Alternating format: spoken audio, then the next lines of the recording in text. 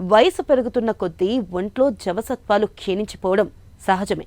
అలాగే మన శరీరానికి ఆధారమైన ఎముకలు, కీళ్లల్లో కూడా క్రమంగా అరుగుదల కనిపిస్తూ ఉంటుంది.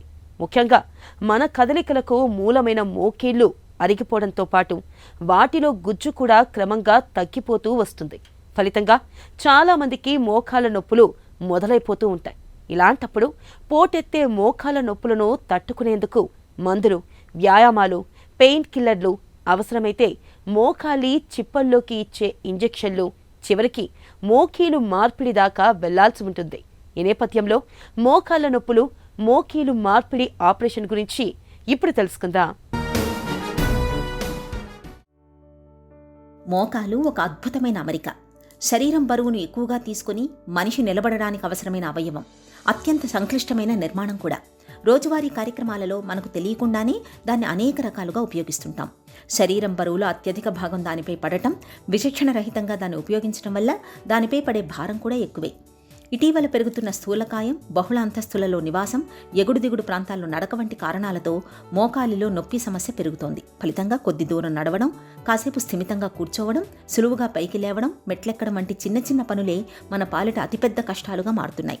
సామాజిక సమస్యగా పరిణమిస్తోన్న మొండి మోకాళ్ల నొప్పులకు చాలా కారణాలే ఉన్నా వాటన్నింటిలోకి మోకీళ్ల చుట్టూ రక్షణగా ఉండే మృదులాస్తి దెబ్బతినిపోవడం అన్నదే ఎక్కువగా కనిపిస్తోందని చెబుతున్నారు డాక్టర్లు.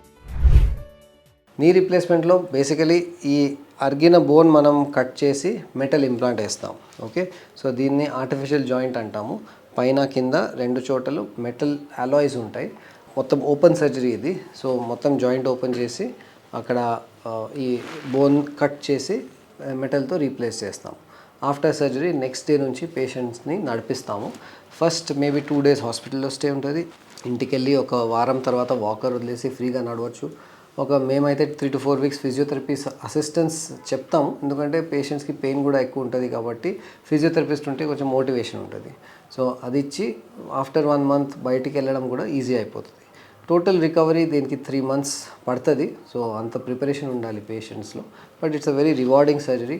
మొత్తం లైఫ్ స్టైల్ చేంజ్ అయిపోతుంది. ఎందుకంటే నీ పెయిన్స్తో స్ట్రగుల్ అయ్యి పేషెంట్స్ ఆల్మోస్ట్ క్రిపుల్ అయిపోతారు. అంటే మెల్లిమెల్లిగా బయటికి వెళ్ళరు, తర్వాత ఇంట్లో కూడా ఎక్కువ తిరగరు, పైకి కిందికి వెళ్ళడం అంటే కష్టం అయిపోతుంది. దెన్ రూమ్ టు రూమ్ కూడా ఇబ్బందిగా ఉంటుంది. బాత్రూమ్ వెళ్ళడం కూడా కొంతమందికి ఇబ్బంది. ఆ స్టేజ్ వరకు కూడా ఈ ఆపరేషన్ కొంతమంది చేయరు. బట్ చేస్తే మాత్రం మొత్తం లైఫ్ స్టైల్ మారిపోతుంది. You can go back to normal routine like before. మోకాళ్ల నొప్పి బాధిస్తున్నప్పటికీ మనలో చాలామంది డాక్టర్ని సంప్రదించి చికిత్స తీసుకోవడానికి వెనకాడుతుంటారు. అదే తగ్గిపోతుందిలే అని నిర్లక్ష్యం చేస్తుంటారు. నొప్పి మరీ ఎక్కువగా ఉన్నప్పుడు బ్రూఫెన్ వంటి నొప్పి నివారణలను లేదంటే చల్లటి ఐస్తో కాపడం పెట్టడంతో సరిపెట్టుకుంటూ ఉంటారు. లేదా ఇరుగు పొరుగు సలహా మేరకు మోకాళ్లకు రబ్బరు తొడుగులను వాడుతుంటారు. నిజానికి మోకాలి నొప్పి వారం రోజులకు పైనే కొనసాగుతూ ఉంటే తప్పనిసరిగా డాక్టర్ని సంప్రదించాలి. సమస్యను బట్టి నిపుణులు చికిత్స చేస్తారు. ఒకవేళ పెద్ద వయసు వారిలో అయితే అవసరాన్ని బట్టి శస్త్రచికిత్స, మోకాలి మార్పిడి ఆపరేషన్ కూడా చేయవలసి రావచ్చు. నెక్స్ట్ డే నుంచి నడిపిస్తాము. That's the first thing. Knee రీప్లేస్మెంట్లో బెడ్ రెస్ట్ చాలామంది అడుగుతారు, ఎంత బెడ్ రెస్ట్ ఉంటుంది. బట్ బెడ్ రెస్ట్ ఏమి ఉండదు. నెక్స్ట్ డే నుంచి వాకర్ పట్టుకొని నడిపిస్తాము. కొంతమందికి వాకర్ కూడా అవసరం ఉండదు. ఒక వారం 10 రోజుల తర్వాత వాకర్ వదిలేసి ఫ్రీగా నడిపిస్తాము. ఒక 3 weeksలో నొప్పి సగం తగ్గుతుంది. 3 monthsలో ఫుల్ రికవరీ అవుతుంది. And most patients before surgery ఎట్లా ఉండింది సిచ్యువేషన్, నొప్పి తగ్గిన తర్వాత ఆఫ్టర్ సర్జరీ ఫ్రీగా ఉంటుంది. నీ రీప్లేస్మెంట్ సర్జరీతో ఒకటే మెయిన్ భయం పేషెంట్స్కి, నొప్పి. ఓకే, సో సర్జరీ చేసే ముందు ఒక భయం ఉంటుంది. సో ఆ స్టేజ్లోనే మా ట్రీట్మెంట్ స్టార్ట్ అవుతుంది. దీన్ని మల్టీ మోడల్ పెయిన్ మేనేజ్మెంట్ అంటాం. అంటే ప్రీ సర్జరీ 1 night బిఫోరే కొన్ని మందులు ఇస్తాము. డ్యూరింగ్ సర్జరీ కొంచెం స్టార్ట్ చేస్తాం treatment.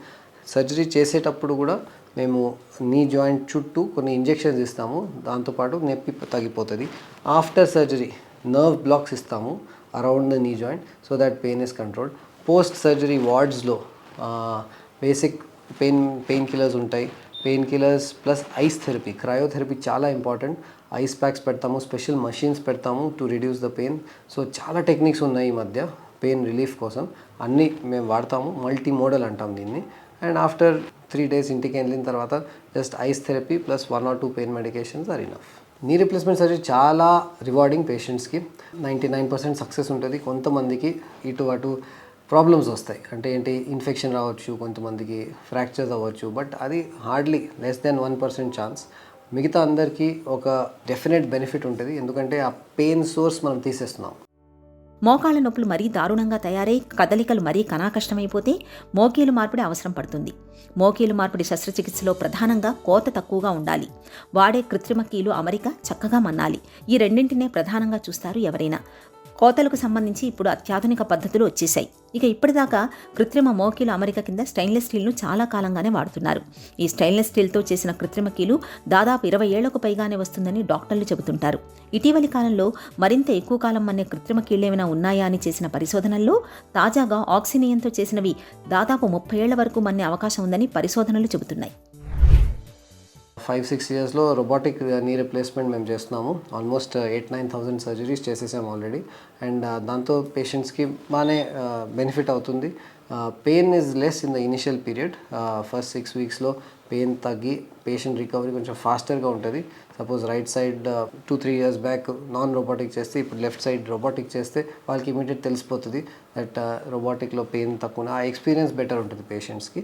Robotic knee replacement is different from other robots. అంటే మెడికల్ రోబోట్స్లో కొన్ని రోబోట్స్ ఉంటాయి. ఇప్పుడు పేషెంట్ ఇక్కడ ఉంటే రోబోట్ అక్కడే ఉంటుంది, బట్ డాక్టర్ అంటే సర్జన్ పక్కన కూర్చొని జస్ట్ ఒక చిన్న కన్సోల్ అంటాం దాన్ని, ఒక కన్సోల్లో చూసి సర్జరీ చేస్తారు.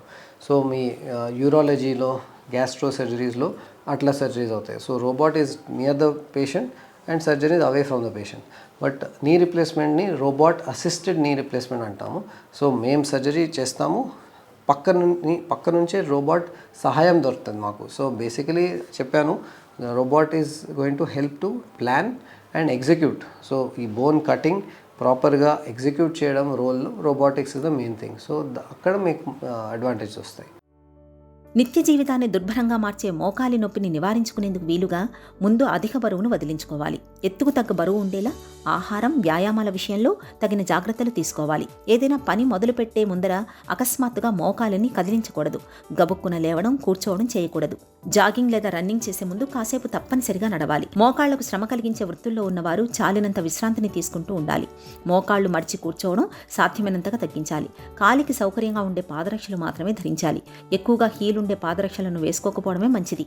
ఇలా అన్ని రకాలుగా తగిన జాగ్రత్తలు తీసుకుంటే మోకాళ్ల నొప్పుల్ని చాలా వరకు నివారించుకోవచ్చు.